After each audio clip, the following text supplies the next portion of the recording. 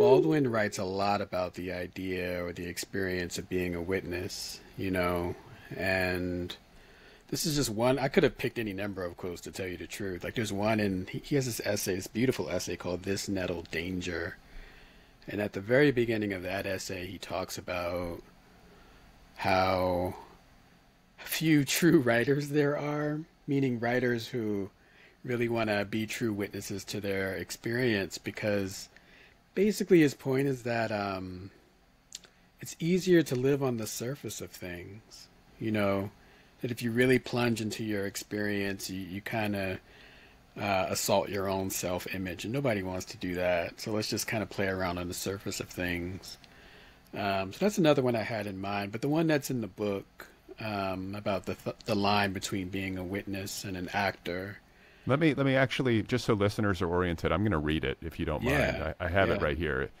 The epigraph from James Baldwin at the beginning of this collection, one of 3 epigraphs, I believe, but we're going to highlight this one. It goes as follows. Baldwin writes, quote, "I was to discover that the line which separates a witness from an actor is a very thin line indeed. Nevertheless, the line is real." Yeah.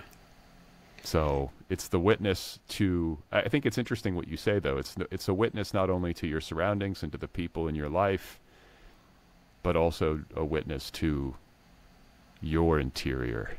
Yeah.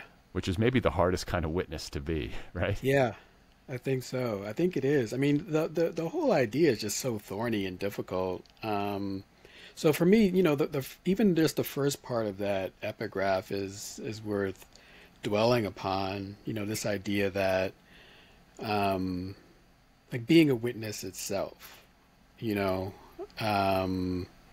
like, do you really want to be a witness? Do you really want to see what you need to see as opposed to what you just want to see? Like that's one big question that I think, is active in a lot of the stories in this collection. And then, even if you are made to see what you want to see or to perceive what you want to perceive, what are you going to do? That's where the acting part comes in. Are you going to act responsibly? Are you going to choose not to act? It's often very difficult to act, legitimately difficult to act, So there's not always a judgment there on an unwillingness to act. And then, the third part of it is like what you said, being a witness to one's own self. And it's so difficult because, part of it is, am I really perceiving things accurately? Am I perceiving this right? Another part of it is, am I reliable? Am I a reliable witness? And then there's all the difficulty attached with acting. What does it mean to act with responsibility? What does it mean to act with care? What does it mean to be neglectful and decide not to do anything at all? Because sometimes acting comes at a cost. So those are all kinds of questions that were swirling in my mind as I was working on these stories. Yeah, and it's interesting. I think I do this whenever I read a story collection in particular, because good story collections tend to have a unifying theme or unifying themes. And it's a chicken or the egg question. It's like, did this occur to you? I guess it occurred to you as you were writing, or did you start with the questions and the themes and work from that foundation?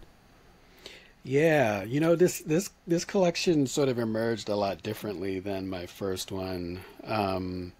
With that first one, I kind of figured out what the collection was very much at the end of it. No matter what might have been going on in my brain unconsciously.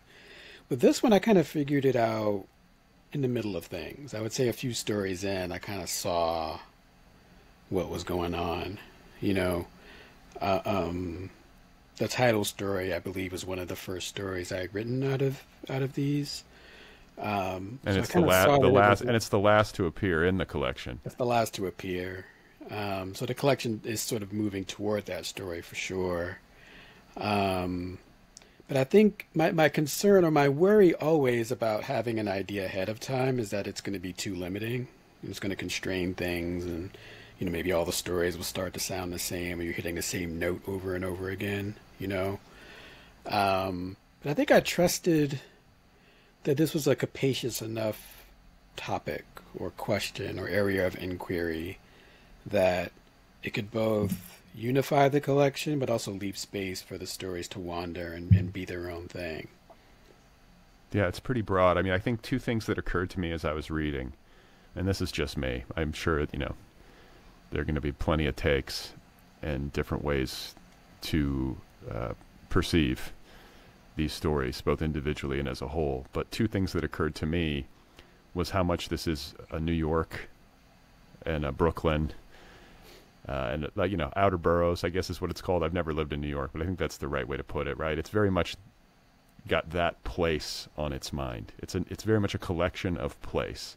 Mm-hmm. And I could imagine you, or I did imagine you, moving around Brooklyn, the Bronx, New York City in your day-to-day and picking up characters and questions and scenarios and memories. That seemed to be like what you were drawing on. I'm just as my imagination of it. How close to true is that? It's got to be somewhat true. Well, I think the memory part is probably the most true. I don't live in New York anymore. So the New York that shows up in these, I mean, I visit quite frequently, but the New York that shows up in the stories is very much a New York in my heart or a New York in my mind, in my memory. Things I picked up maybe years ago that are just kind of coming into use in the stories. I get this question a lot about writing New York, having not lived in New York permanently for 10 years now. It's coming up on 10 years. Living in the Midwest, living out on the West Coast. Where do you live now?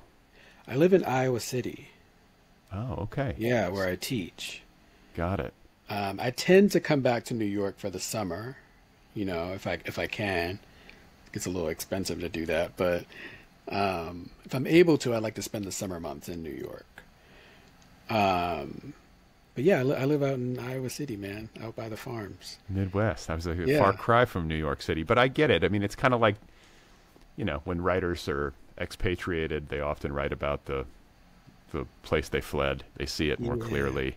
Yeah. And, New York, is New York where you were raised? Are you from New York? Yes, I was raised in New York. I never thought I was going to leave New York, but I was in my 30s when I left New York. So, yeah, I lived there for a very long time. Yeah, so it's in your bones, this place. Bones. You know it so well. You know those people so well. It's very much got gentrification on its mind. It's a place that is rapidly changing and which has changed a ton over the course of your lifetime and not always for the better. Yeah. And you can really feel that in these stories. Characters are acting and reacting to those forces of gentrification, economic, cultural, social change. Yeah, for sure. I mean, I wanted to, I believe in that idea that, artists are basically telling about their time. You sort of look around, see what's going on around you, and you are speaking to that. But at the same time, I don't want to get too caught up in the issues and miss the people.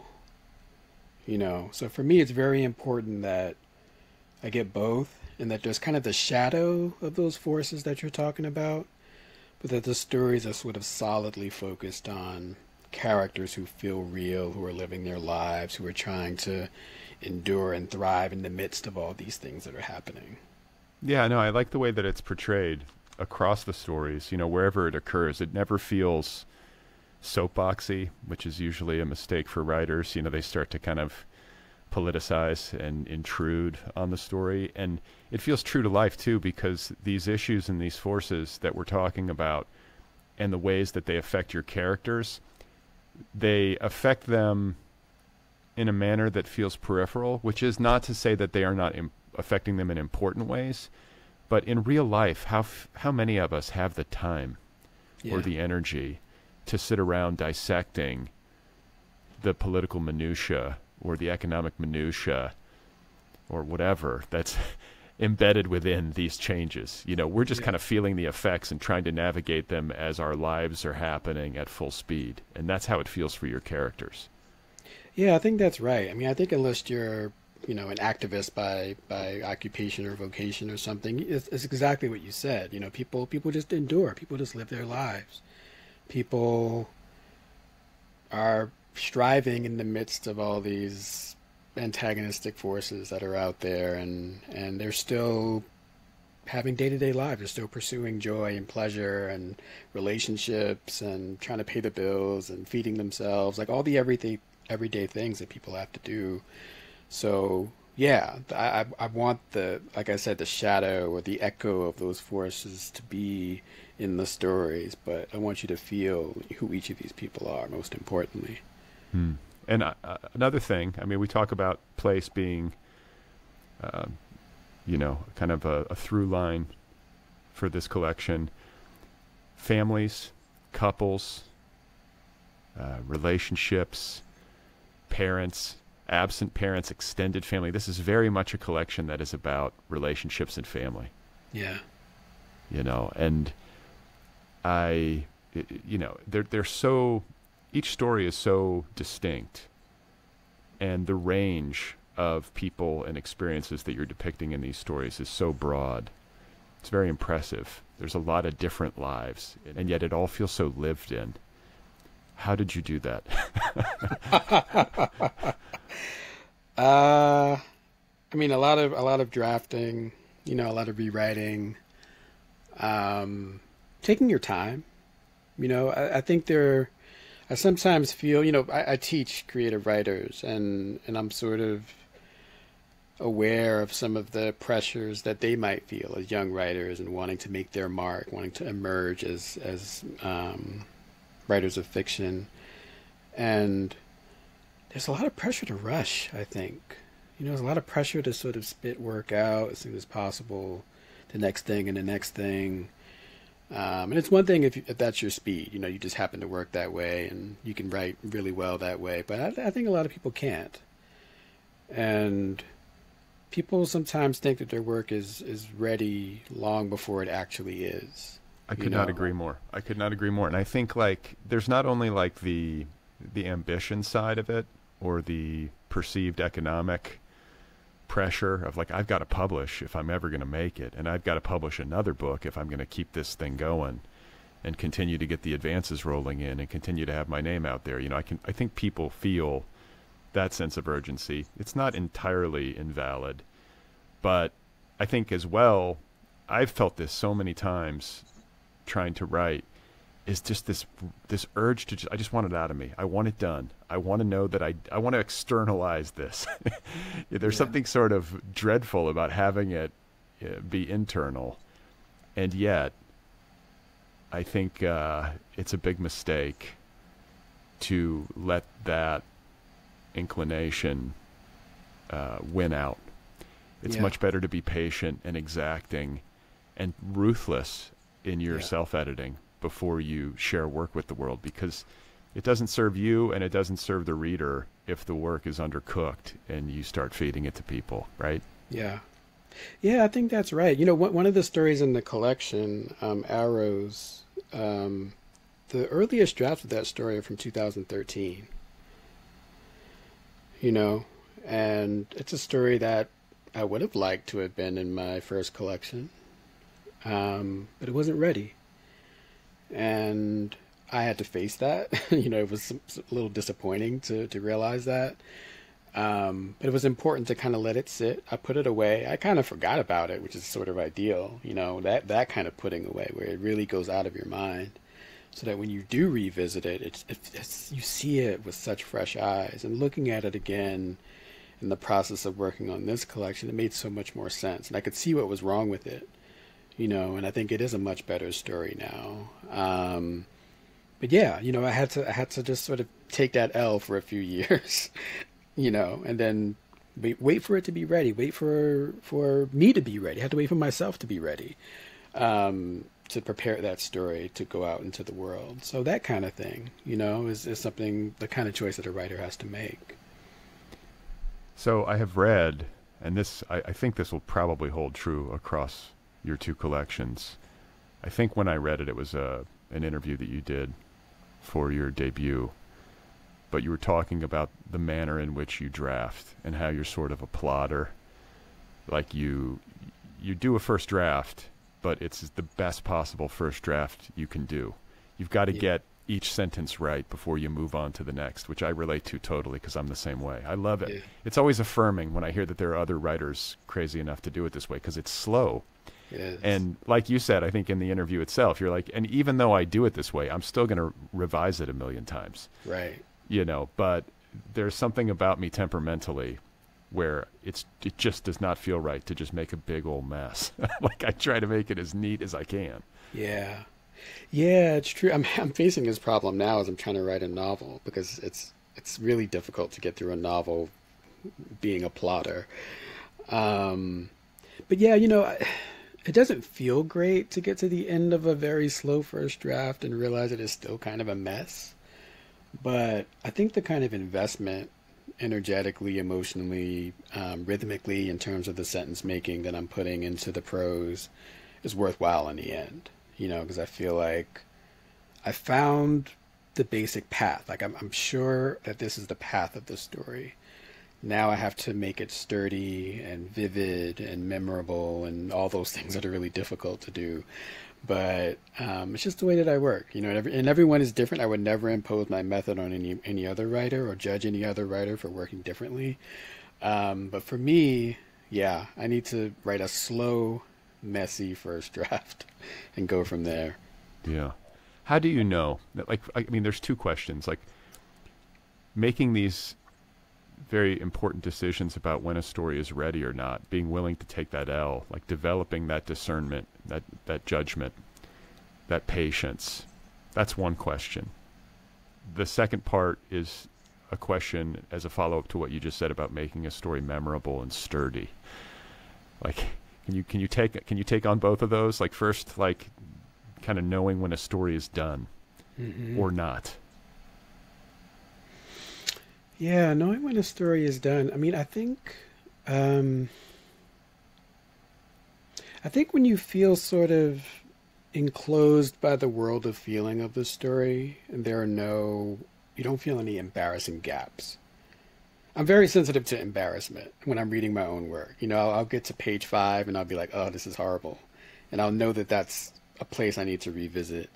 And as you go through a draft, there'll be any number of those spots, you know, where you're just like, this is not right. The atmosphere of the story has been broken, or it's not sturdy, or it's thin. You know, you feel it's eroded. You're not paying enough attention to just the givens of the world, the objects of the world, the details of the world, like really being embedded in those things. So that's one way.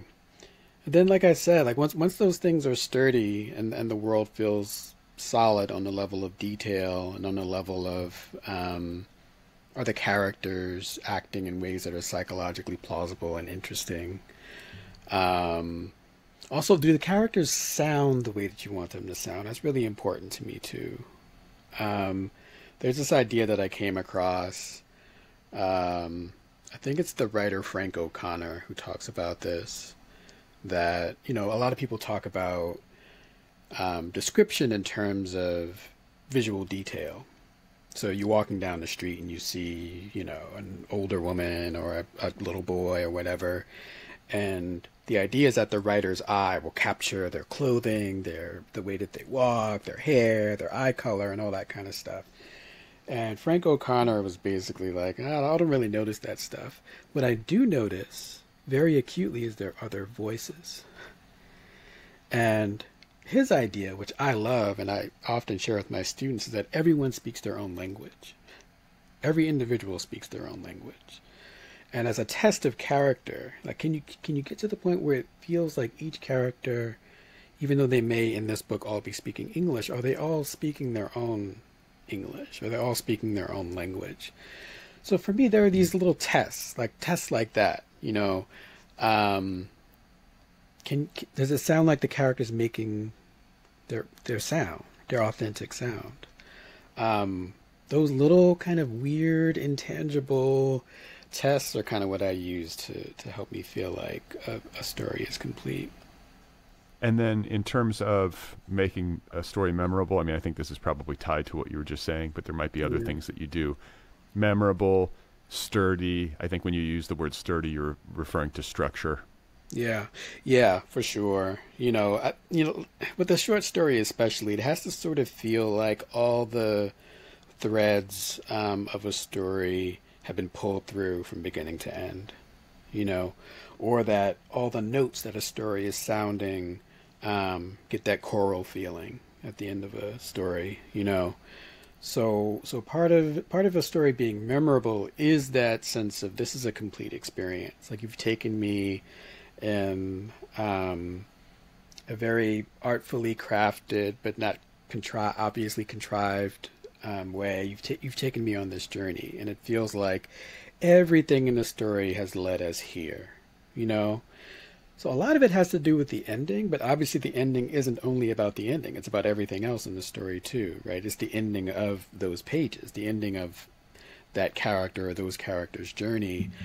So part of the completion is like, did you land the ending? But landing the endings means landing everything else that leads up to the ending, you know?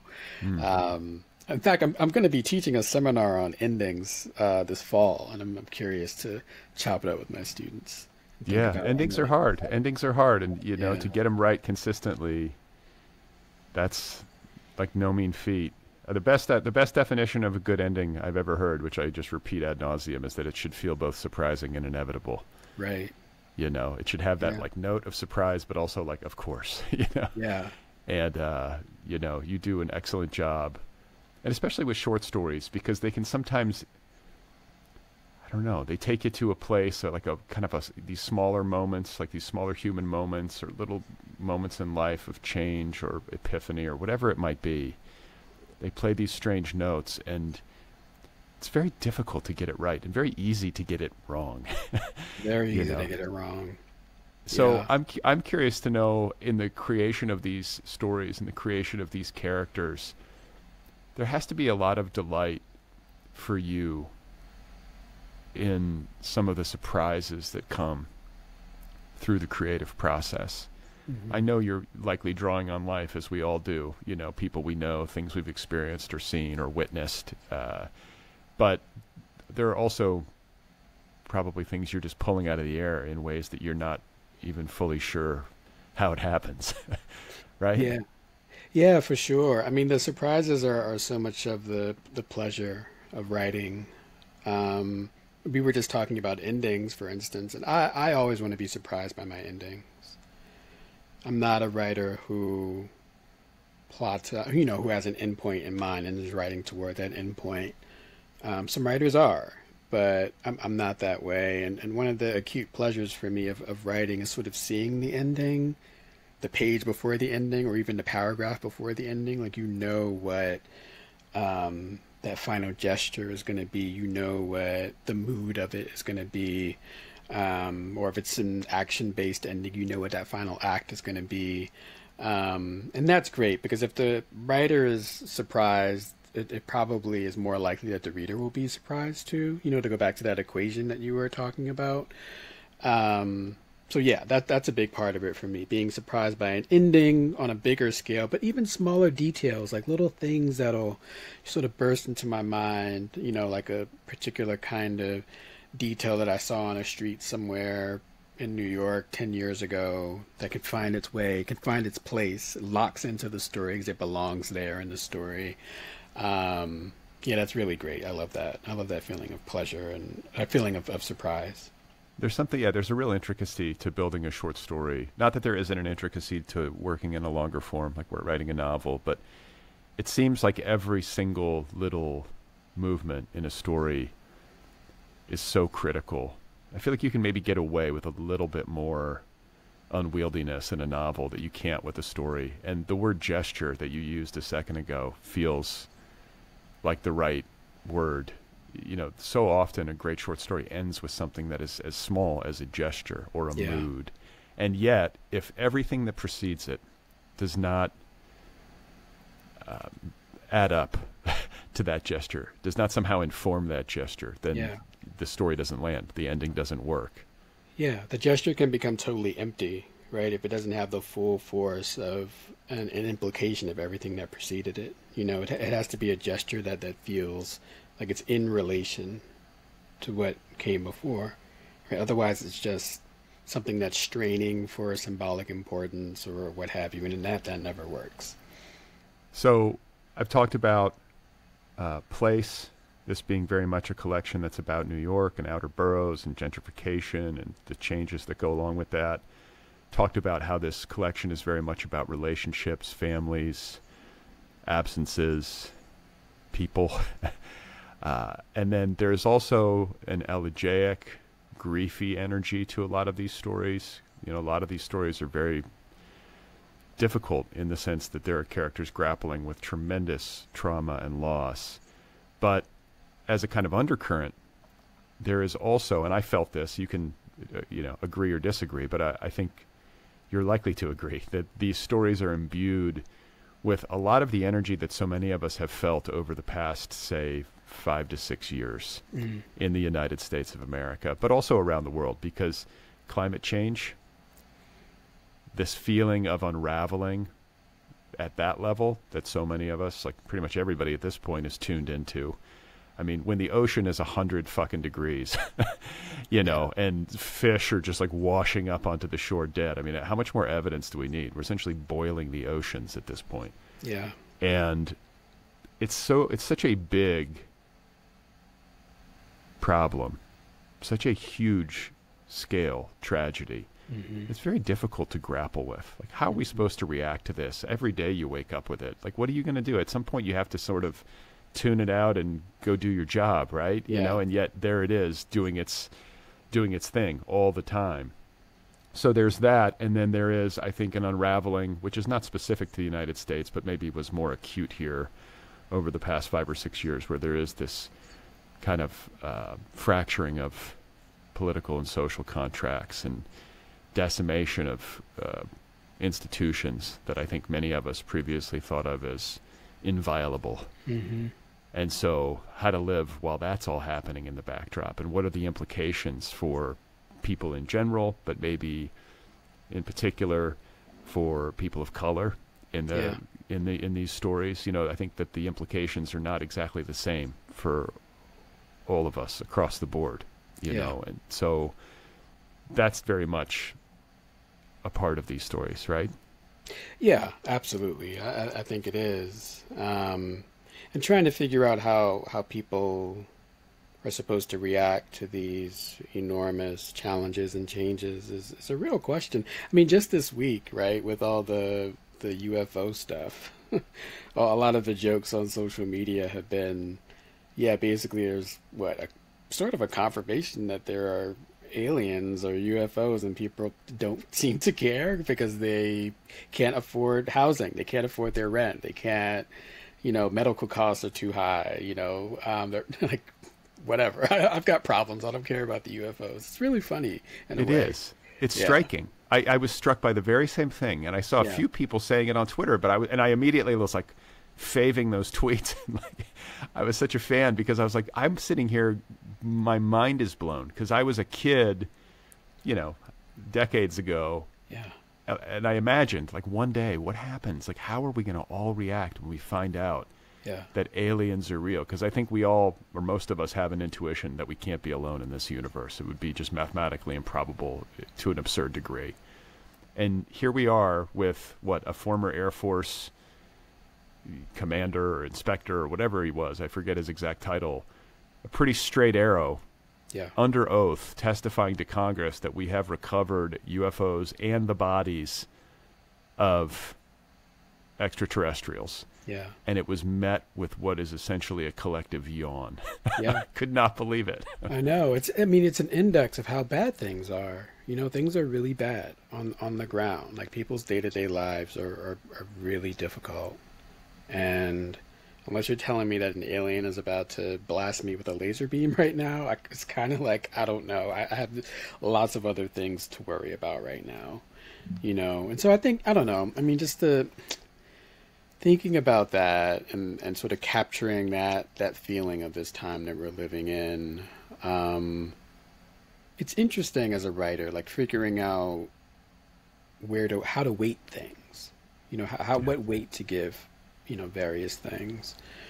And I think so much of the collection focuses on families and relationships and extended families, romantic partnerships and otherwise, because I think that's kind of where people's focus is. That's where people are focusing. People are kind of like, well, I have people to take care of. I have to take care of myself. I have to take care of my children. I have to take care of my ailing parents. I have to take care of, this person who's sick and she can't afford her medical bills.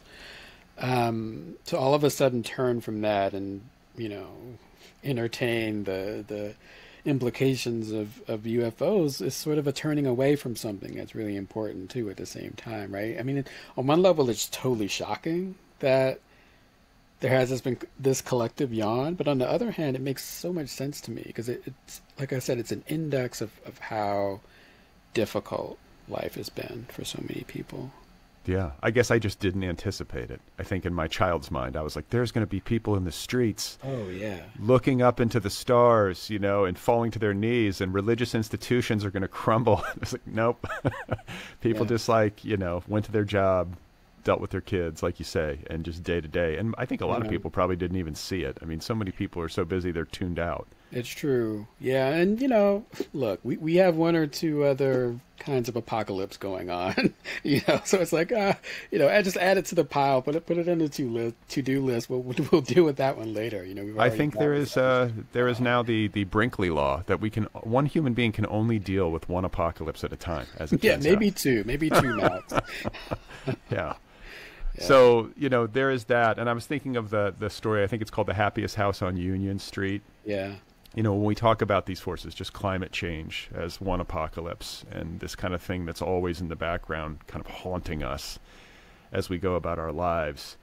But in much the same way that the political aspects of this collection are not foregrounded, but are working in a subterranean way, these apocalypse storylines are peripheral, like you say, to the families and the relationships and the characters and their day-to-day concerns.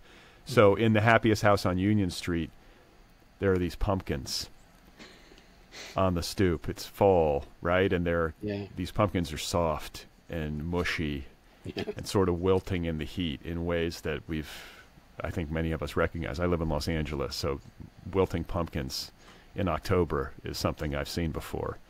And it's not something that I grew up with. So it's those kind of small brushstroke details that bring these things to life in your stories. It's not a character kind of overtly being like, wow, climate change sure is crazy, huh? It's none of that.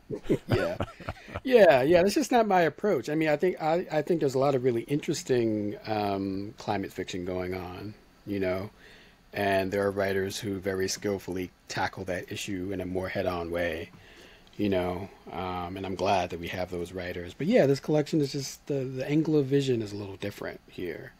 Not ignoring those things, but absolutely tilting the camera of the story so that, how do we tell a story about essentially a little girl in the case of Happiest House? What would she see? What would she be thinking about? What would she notice?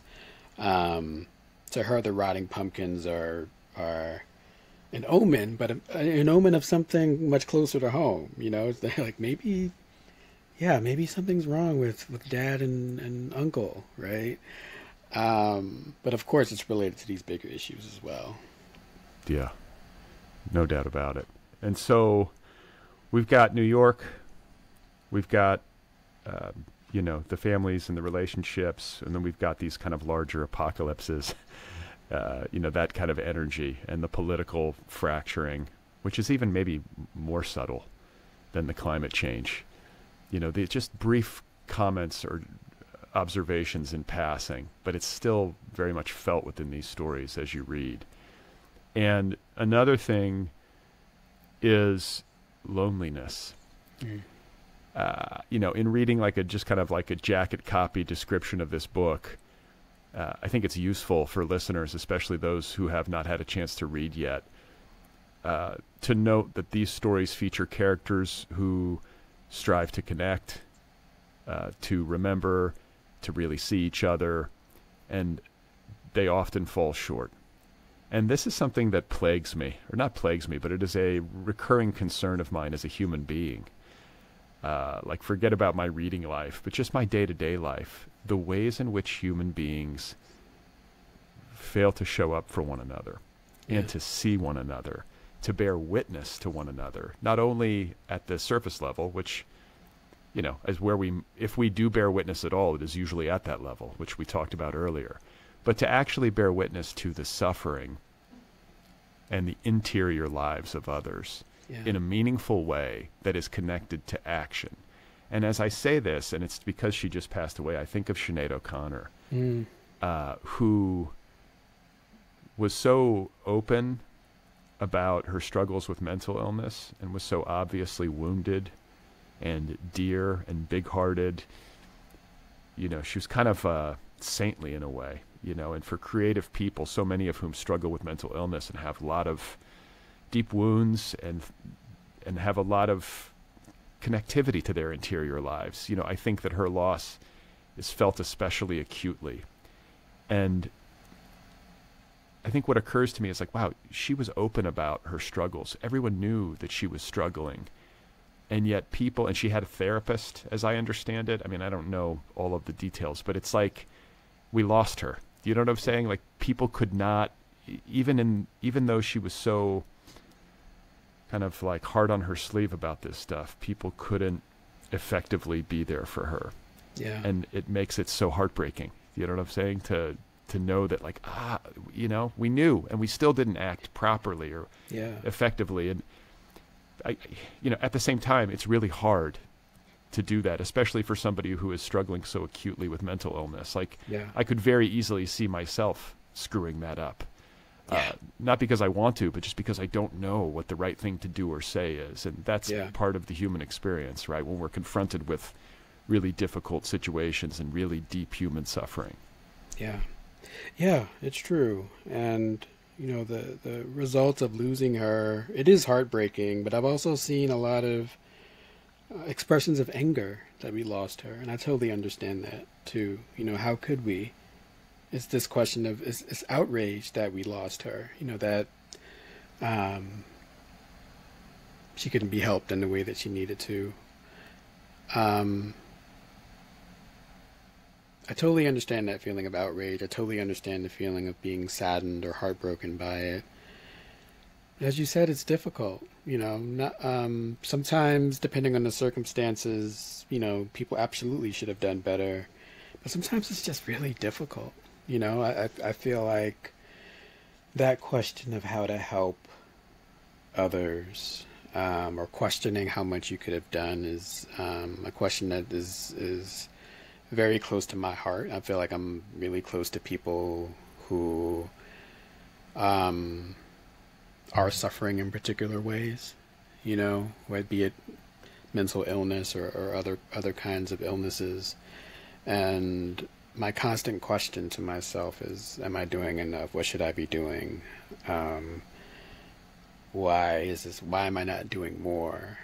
Feeling guilty, but then recognizing that guilt is a way of not doing anything and kind of trying to shrug that off and become active again. But you also have to be smart about what you do. I don't know. You get caught in this cycle, and the difficulty of the question sometimes, I think, can't be overstated. So I think it's something that I wrote about because it's something that I'm thinking about all the time. Yeah, you and me both. And like a couple of things come to mind, you know, with regard to like someone like Sinead. You know, it's often said when we lose somebody like this, it's like, I wish I wish I would have known. I wish they would have said something. I wish they would have asked for help. I bristle at that. Yeah. Because I think most of the time, people do ask for help. They do, yeah. I think it is actually more uncommon for somebody to not ask for any help at all and to silently suffer, and then that's sort of it. Yeah. I think most of the time people say, hey, help, and nobody fucking helps, or they don't help effectively, or there's not enough help. And it, you know, it's hard not to feel a little bit of despair when you think about that. It's like, oh, what's the answer? And so I think where this leads me, and I think it's similar to what you just said, as you start to think about this, like, how can I more effectively be there for other people?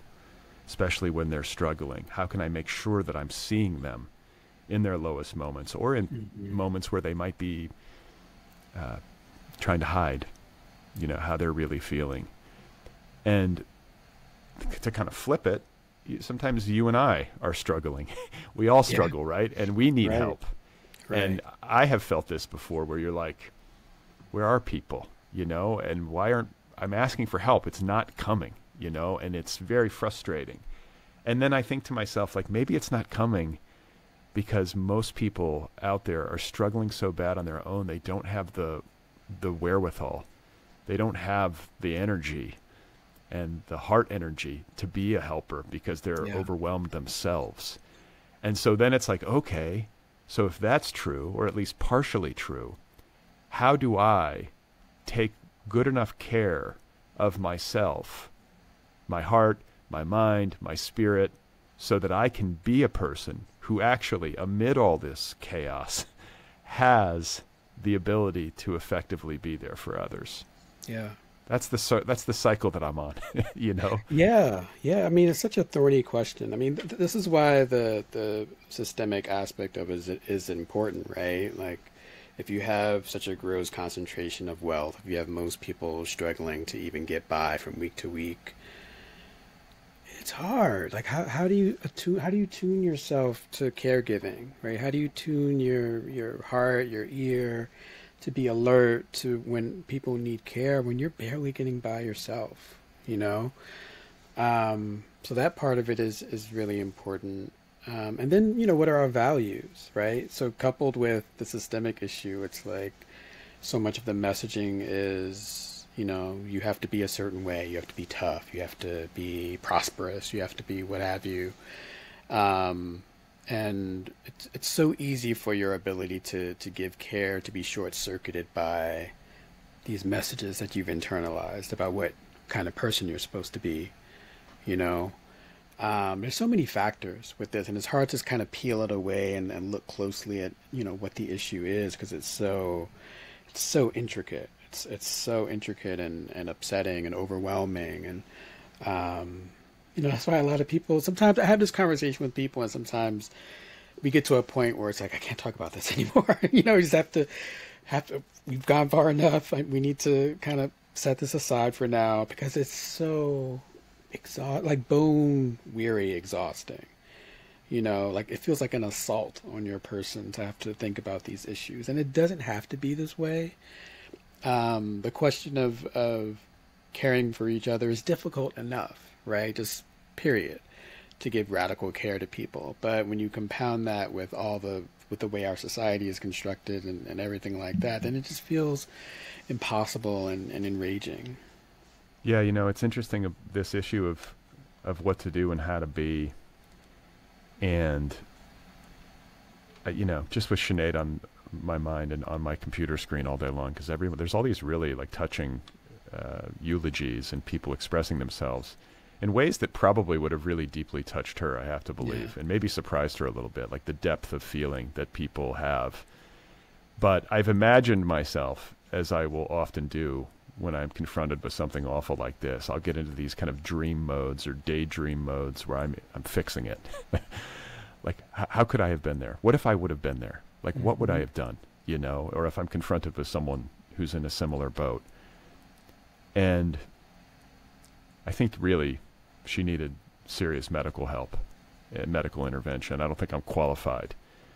But one of the problems I've gotten into in the past with friends of mine who have expressed difficulty, and I've been trying to be there for them, is that I can break out into this really awful lecturing mode, where it's born of anxiety, actually, where I'm trying to solve their problem for them, like in real time. And it can become wearying for them because I don't know what the fuck I'm talking about. And even though I'm trying from a place of true intention to help, it's not helpful. Right. And so I think hopefully I've gotten wise enough to know that, like, the less I say, the better when I really don't know. And maybe the best thing you can do sometimes for people is to literally just be there for them. Yeah. And to just sit with them and to pay attention to them in a way that is not intruded upon by your own mental static. Yeah. Yeah, it's true. I mean, sometimes people just want you to listen to them. Sometimes it can be as simple as that. I'm not saying that's going to solve anything on a big scale, but sometimes in our rush to provide aid to solve problems, we can come in like, okay, do this, do this, do that. Have you tried this? Have you tried that? And it's like, whoa, whoa, whoa. I'm just actually just trying to, I need someone just to hear my pain right now, or to hear my confusion, or to hear what's bothering me, what has me upset. And that can be hard sometimes. It should be easier, I think. And that's something that I try to do. Sometimes I can get into problem solving mode for sure. With certain friends of mine, and I have to remind myself, like, okay, nope, just listen, just be patient, just listen, because actually you may hear something that would completely change the way you would help them, or the kind of advice that you would eventually give, but in your rush to assist and to help, you're not actually attending to the person, you're not actually recognizing their individuality and the specifics of their trouble. Part of it is just, sometimes the first step is just patient human recognition. Attention. Yeah, attention. Exactly. I mean, and this is a concern of these stories, I feel like. It's the way in which people pay attention or not to one another.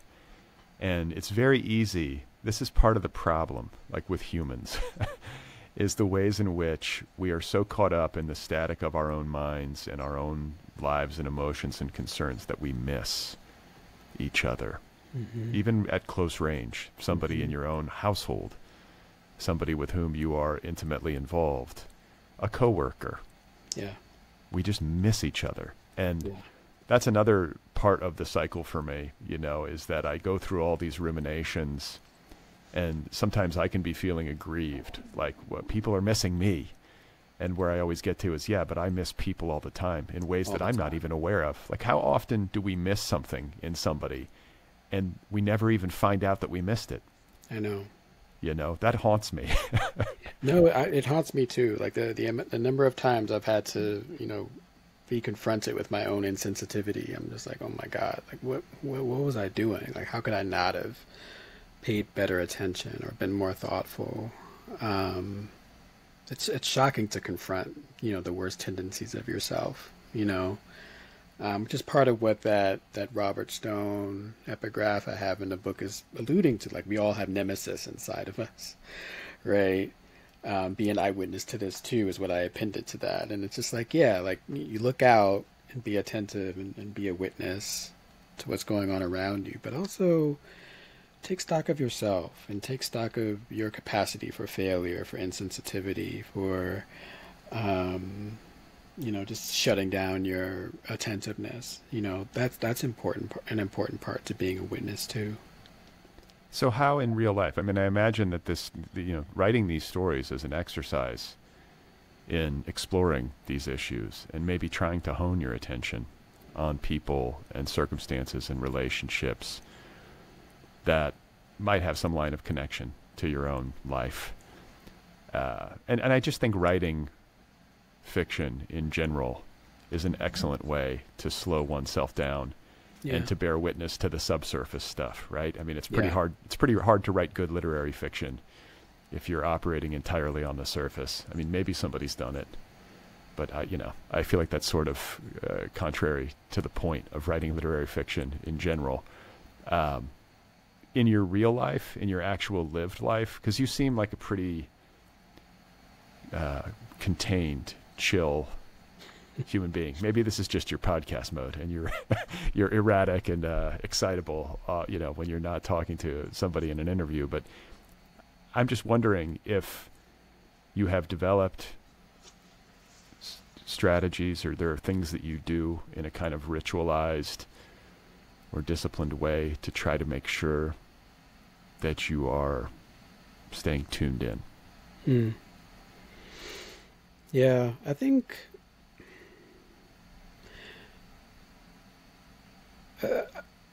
I am a pretty contained person, probably to a fault, too contained sometimes. When I should be more effusive or more forthcoming, or reach out a bit more. That idea that I alluded to earlier from that Baldwin essay, this nettle danger, is something that I think about and try to apply in my own life. I don't think I've done it in any kind of programmatic way, or, it's not like a miracle cure, but this idea of shattering your own self-image, on the one hand, sounds scary, like, oh, why would you want to do that? That sounds terrifying. But actually, I think it's pretty useful to kind of like break your self-image sometimes, to kind of be able to try at least to stand back from yourself and look at yourself and break what you think you are. Because it's probably not true, first of all. It's probably a flattery. There's some kind of flattery going on there. And as much as vice versa, it could be self-denigration. That's true. Yeah, that's very true. That's very true. So as much as possible to kind of realize that, again, this is the unreliability of the witness, right? You can be an unreliable witness of yourself. You can think that you are this way. What actually needs to happen is that you allow yourself to be vulnerable enough, to be pliable enough that your self-image can change, that you don't have to have this fixed idea of who you are, because that fixed idea could be completely off. And it's difficult, like in these moments where I try to address myself, often it's happening belatedly, after the fact. Sure. Or I've already kind of taken steps in the wrong direction and have to be like, whoa, okay, let me calm it down. Let me take it back. Let me try to, be more present. Let me listen. Let me actually see what's going on here. Let's reframe this whole thing. My framing could be wrong. I'm seeing this wrong because I'm framing it wrong. So there are all these little ways that you kind of have to be more flexible in your thinking. And I think that's the important thing, that, at its best, all writing and all reading can help you just be a little more flexible in your thinking, because you're being confronted with such a variety of lives, such a variety of people and relationships and personalities, ways of thinking, that ultimately what all that should maybe tell you is, I need to free up a little bit. I need to relax my rigidity of self and kind of try to be different than I am, and hopefully better. Yeah, it's fine. I'm thinking of this video that I see for whatever reason in my timeline on Instagram over and over again, where David Lynch is talking to Harry Dean Stanton, and I forget what it was. It was something David Lynch asks Harry Dean Stanton about what he thinks of his legacy, and he's like, I don't think about it. And he's like, really? And he's like, yeah, there's no such thing as the self, or something like that. And then they just start laughing with each other. It's this kind of very Lynchian, very Harry Dean moment, it's singular. But I think there's a lot of wisdom in it. Yeah. The self is a construct, not to get too woo-woo, but I feel like this stuff is fairly provable, like objectively true. Yeah. There is no inherent Brad. I'm an amalgam. You're an amalgam of your parents, the people who've taught you in school through the years, the books that you have read, the food that you have eaten, all these different things conspire to create whatever we are. And then there's a name that got hung on us when we were kids, but there's no piece of me that is the core Brad. You know what I'm saying? Like, right. So I find it useful to think about that stuff, and it's very easy to forget it too. You slip into kind of conventional reality, and you get caught up in all the bullshit of day-to-day late capitalism thinking, where you're trying to make a name for yourself, or you're trying to win some sort of psychological contest with a person in your life, or whatever it is. You know what I'm saying? And it's just the kind of seesawing back and forth between those two impulses. Yeah, totally. I mean, this is part of why I think the notion of character in fiction is interesting and still useful for us, because on the one hand, so there's character, the fictional entity, but then there's your character, your substance. And what makes a character is a certain amount of consistency, right? You recognize someone as a character, you recognize their character because there is a consistency built in. But it's not frozen consistency. It's not 100% consistency, because what makes any character interesting are its variations, right? The way that it's in flux, the ways that it can potentially change if you're, sort of a character change person. But there is some malleability there, right? And I think that's important to remember too. And I think that can be useful in the way that when we come away from the page as a reader or a writer, just to look at ourselves and to look at our lives. Well, I mean, there's nothing more interesting in a human being than when they act out of character. Or that's often very interesting, especially for a writer of fiction, to sort of zero in on those moments where somebody who's normally a straight arrow suddenly like freaks out and, starts dancing on a table or whatever it is. And I'll think, I don't know why this is popping to mind because I don't know how out of character it is, but it feels like this kind of secret behavior that is very touching. And it's the story called Sahar. Yeah. That's the one where the woman, Gloria, who's about to retire from a career working in hospitality at a hotel, is carrying on a private epistolary romance with a food delivery guy, right? Yeah. Oh, I loved her. I mean, she's a wonderful writer. She's clearly got a gift, and yet I don't know. That is a woman who, within the bounds of that story, this is kind of a woman who has walked the line throughout her life and done things right, and is now a widow and is about to retire and is lonely, but is strong. And Absolutely. yet the way that she acts on her loneliness and sort of expresses her vulnerability is in these letters. And so that's maybe an illustration of these kinds of moments where a person, nobody else would know this about her, right? Nobody else would probably think that she would be doing this or would be carrying on a romance with a guy who brings her DoorDash or whatever. But there we have it. And that's why that story is both so recognizable, because I think we all maybe have these little secret narratives that we are carrying, or these secret, permutations of our character. Exactly. Yeah. So the question is this out of character behavior, or is this a part of your character that you just don't reveal very often, right? Is it deeply held? Is it private? You wouldn't see it on the street. You wouldn't know it. Even her close intimates might not know it, right? It's this really preserved part of the self, and I find that really interesting. Yeah, she's one of my favorites. I love her character. Yeah, no, she's lovable. She's lovable. Yeah. And I think too, it is recognizable to me the way that people who are maybe introverted or shy or have a difficult time like expressing interest in someone, or that whole part of human exchange, I can relate to that. I was never good at that, and it makes a lot of psychological sense that she would be drawn to somebody who delivers her food, because it's really the only person with whom she's having an interaction outside of work, I guess. Maybe it could be somebody she met at work, but I remember when I was younger, I'd always have like a crush on like the cashier at the grocery store in Boulder, the little hippie. I'd be like, oh, just because she'd have to say hi to me. Right. Yeah. Those kinds of really small, and to most people maybe minor, intimacies can actually be really interesting.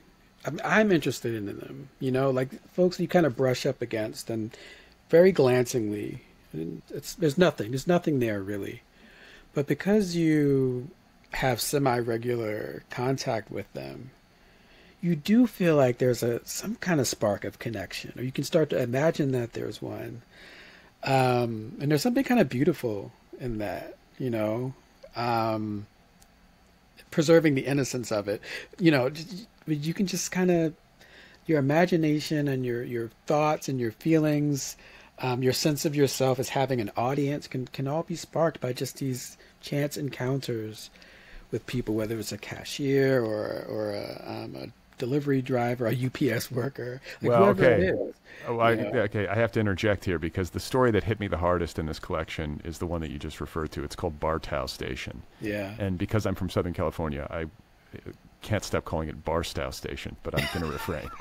But Barstow being a town, inland from Los Angeles. But Bartow Station features a narrator who works for UPS and who delivers packages, and who actually does actualize a real relationship with one of his customers, this young woman named Zoelle, and they become a romantic item. And there was something he said that resonated with me so much, was the way that he sort of, for all of its physical challenges. You know, it's very hard work to be a delivery driver and to be hauling those packages. We've all seen these guys, especially during the pandemic. Yeah.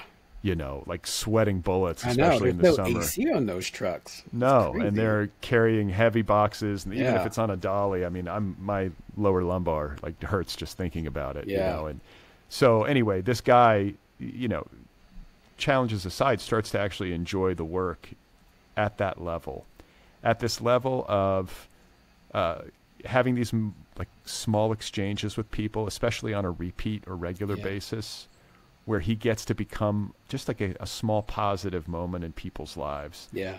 And then the part that I connected with most, because I was a pizza delivery driver all throughout my youth and loved that job. I still have I will always say this, I love that job.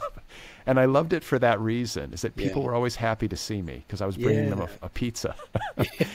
And they would open their door, and I think the writerly side of me loved these little vignettes you would get into people's existences, where they open the door and there's like, you know, kids playing or kids fighting, or there's like a guy sitting in a Barcalounger with his hand in his pants watching football, or, you know, whatever it is. You're like, okay, so just got a picture of your you know, behind the scenes life or whatever. And that's kind of what he's up to. But yet he sort of like breaks through with Zoel. You know, he sort of like crosses over into a real relationship. And I don't want to spoil that story for people, but man, it just hits hard. There's a lot of grief and loss in that story, and connection and unresolved trauma, which so many of the characters in this collection are dealing with. You know, we talked earlier about like having best intentions and wanting to reach out to people and failing, or wanting to see people and failing. Another aspect of human existence, which is kind of endlessly frustrating, is I think the way in which so many of us, like this is another fallacy. People will say, well, you know, he was traumatized, but he didn't want to really look at it. He didn't want to deal with it. And I think what's more often true is like people do want to deal with it. They don't have time, or they can't afford therapy, or, you know what I'm saying? Like this guy, Troy, or no, not Troy. Troy is his cousin. Is it an unnamed narrator? He's can't remember. He's unnamed. Yeah. So this unnamed narrator, I mean, I'm sorry, I'm going to kind of spoil it, but like the real heartbreak of that story is precisely related to what I just talked about, is this kind of recognition of like, man, I want to deal with this, but I just kind of can't. Yeah. Not because I don't want to, but because of circumstances sort of beyond my control, or the pressures bearing down. Yep. And that is a very normal but very under-recognized state of affairs for human beings. So I think that's why I appreciate the story so much. Yeah, I think it was important for me to get that on the page. You know, if you know people who have been traumatized, or people who are depressed or what have you, there is a real difficulty there. You know, like sometimes the frustration that you might have with someone who's close to you, who's suffering in that way, is like, well, things could be better if you just did this. You know, things could be better if you just did that. Just did is extremely difficult, you know, and I think really recognizing the difficulty of that is important. And I think it would have felt untrue to the character in the story if, you know, he all of a sudden was like, now I'm just, you know, things are great. I'm going to therapy 7 times a week, and, you know, I got my personal trainer, you know, like it's difficult. And maybe at some point down the line that can happen for him. Maybe the suggestion is there that it could, but that's what I was just going to say. That's just what I was going to say, is that like, this is related to what we were talking about earlier. I apologize for interrupting, but I feel like it's an important point to make, is that like when we were talking about how to land the plane earlier, like how to end a story with like these small gestures and the way that they have to feel earned and, you know, inevitable but surprising. This is a perfect illustration. Is the way that this story ends in a manner that is very consistent with the unnamed narrator's character and set of life circumstances. But like you say, embedded in there in ways that are sort of like subtle to the point of being magical. Like it's in there, and yet I don't think you ever really said it. there is some whisper of hope in there that he will find his way there. I think so. I think there's a whisper of hope. And I don't know if it will lead to anything. And, you know, I can't say if it will for that character. But I know that what's true is that he has to keep avoiding that place, you know, the thing that's traumatizing him, avoiding it by kind of looking at it in a weird way, you know, and that's the truth of the story. You might get this hint of hope, but what's true is that he's going to keep talking about what happened. You know, he's going to keep talking about why he doesn't want to talk about what happened. He's going to keep saying, "Oh, I'm this way because of this," you know, and that feels true. It's a pattern of speech. You know, when you talk to folks a lot of folks who are depressed or have been traumatized, a pattern of speech is this painful repetition. You know, it defines everything, even when they're not directly talking about it. It feels like it's shaping everything that they say and do, and it's like, man, that is powerful stuff and very difficult to undo stuff.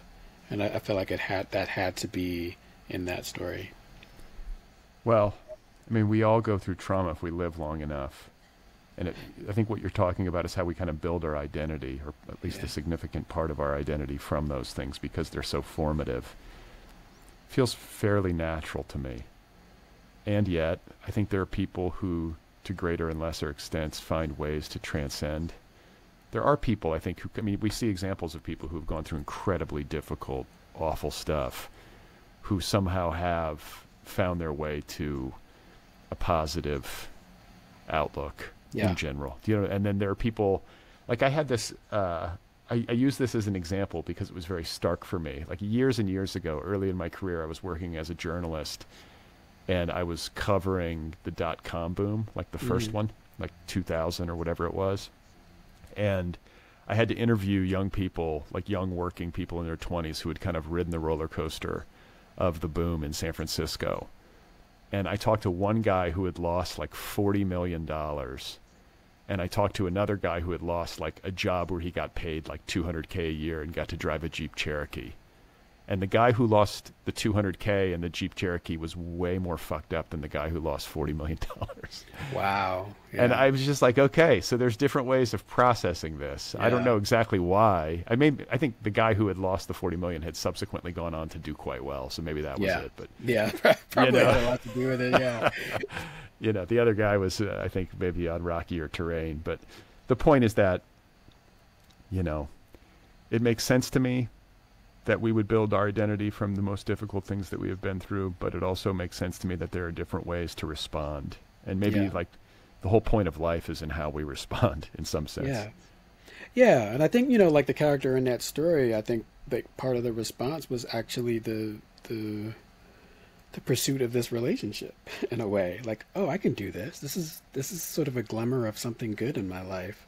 I can become involved with this person, and this is interesting to me. This is appealing to me. Or even, you know, eventually the pleasure, you talked about this earlier, the pleasure that he takes in the job itself. You know, at the beginning of the story, it's just like, whatever, man, this is just like a gig. I don't care, you know. But toward the end, it's an actual source of joy for him. You know, these fleeting encounters with people in the city, you know. So, yeah, those things count, even if they're relatively small. I think a lot of people have affection for their mailman and their UPS or their mailwoman. Totally. You know? If there's a nice, small, like micro exchange of human kindness every day, that counts for something. That's a drop in the bucket. Yes, absolutely. So you mentioned earlier that you don't write towards an ending. Yeah. You start each story and just sort of feel your way there, and then kind of discover the ending, which is part of the pleasure for you, like sometimes like a paragraph ahead of time or a page ahead of time. With that in mind, I'm curious if you see a consistency from story to story in terms of how they begin for you. Like if you're not beginning with an ending, what are you beginning with? Yeah, that's a good question. It's usually one of two or three things. It's usually some sort of detail or image that I can start with. But it has to be a confounding detail or image. It can't be something that, I kind of have assimilated and have moved on from. It has to be something that kind of returns to me for some reason that I can't articulate. Like I feel haunted by the image or the detail. That feeling of being haunted is a good sign that I can start a story from the thing. And the other option, which is probably a little more rare for me, but it does happen, is a voice, like a character voice. So for the Sahara story, that was a voice story for sure. The epistolary voice? Yeah. I knew, even though the story proper doesn't start with that epistolary voice, I knew that was the start of the idea of the story for me, if that makes sense. I knew that it would be that kind of story. And for me, that story is about the epistolary voice taking over the story. That's part of what the story is about. The last few pages, that narrative voice, that third person narrator completely disappears, right? And so I like the idea of this epistolary voice becoming the voice of the story. And so I kind of knew that her voice, like I heard her voice in writing, if that makes sense. And I knew that was the start of the story. Yeah. Well, it's funny. Like another aspect of this story and my affection for it is that it's very much a story of an artist. Like that's what I feel like it is. It's a story of an artist who late in life, which makes it more poignant and touching, is realizing that she's an artist. And it's something that I don't think she's ever had the privilege to realize because she's been so busy working at this hotel and dealing with her life. And now here she is, like for the first time in her life, with time to herself. Yeah. And she's realizing that she has this gift. And that's a beautiful, like, it's one of those like lovely, like happy ending stories, which, they're harder to come by maybe, because I think life is inherently wired for maybe like not so happy endings, right? We're all headed towards I think we're all suspicious of them too, like so many people are just like, I don't know about that. Too cynical to accept that. But they have to be earned. They have to be earned, of course. And I think like the thing I think that makes that story work is the fact that here she's widowed. She's lonely. It's not like life is all roses and suddenly she's a poet. She's got things working against her. Her job situation is tenuous. As she moves toward retirement, her boss is sort of an asshole. And so, I think that's the tension that makes the story work and allows the happy ending to feel properly sweet and like not. Yeah, it's the right dose of happy, because there's other stuff. There are other taste notes in there too. That's right. Yeah. So I always ask people if they've got other stuff cooking. It's fine if you don't, but is there, I guess you mentioned earlier you're working on a novel. I am working on a novel, which feels strange to say because I don't know how common it is to have 2 short story collections come out as your first 2 books, but it feels not that common. And so I think so much of my identity, in terms of the way I think of myself and in terms of the way that people think of me, is as a short story writer. So it feels weird to say I'm working on a novel, but I am working on a novel. Nice slow burn. I'm going to take my time with this thing. But that's what I'm doing. Any hints as to what it entails? Are there any hints? It's another family story. And with a novel, what I've learned about novels, or what I think I've learned about novels, is that even though they do have more room for digression and wandering in the way that you were talking about earlier, the best novels are highly structured, even if that structure is pretty hidden, And so I'm thinking of a novel that is structured. Here's something cheerful. It's structured by this family that suffers 3 losses. It's a novel that's structured by 3 losses that this family faces. It's set in Brooklyn. Back to Brooklyn.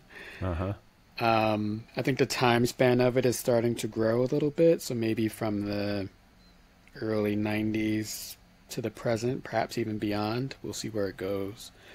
But a big cast of characters, a large family, lots of siblings, and issues of abandonment show up, issues of dispossession show up, and the kinds of systemic issues that show up in this collection as well. Okay. Yeah, that's really vague. Deliberately. That's okay. So. Of course. No, I don't expect. I mean, it's like occasionally someone will give me like a fully formed synopsis, but I think it's. I relate to being a little bit coy, especially when you're midstream, just because things can change, right? You don't so easily, yeah. Yeah. Well, and I'm going to be interested, because you are such an accomplished short story writer with these two collections, both of which have been knockouts. Like, you're very gifted in this form. It is admirable, I think, that you would take on this other form and kind of take a swing at it and kind of move outside of your comfort zone. It can be easy to just continue, So very interested in reading the novel when you finish it, and just congratulations, not only on Witness, but on the first book and the start to your career that you have had. It's pretty remarkable. Thank you. I really appreciate that. It's very kind of you to say. Thank you.